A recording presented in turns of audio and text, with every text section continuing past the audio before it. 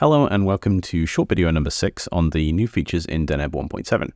This is our final one on the changes to the JSON editor. We've talked about how JSON is a conceptually simple thing to build, but valid JSON isn't necessarily valid syntax for either Vega or Vega Lite. In the past, we've been able to highlight situations where this is the case, but it's not always been intuitive, and this has been improved.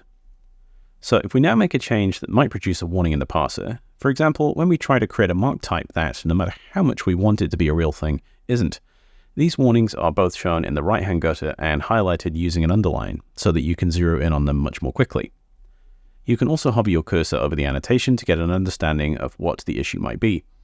With our mark, we can see the issue is indeed that it's not a valid type, and for Vega Lite, we also get any documentation, as we saw in our last video, to help quickly get us back on the straight and narrow.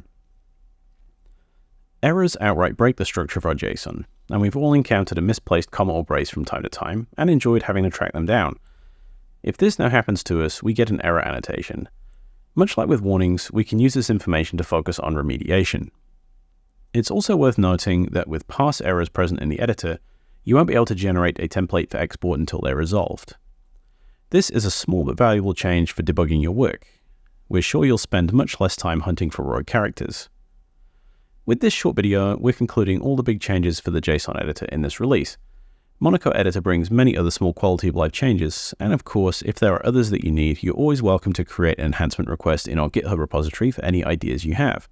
We're always happy to take a look at making things better if we can. Over the next few short videos, we're going to spotlight some of the other enhancements coming up in Deneb 1.7.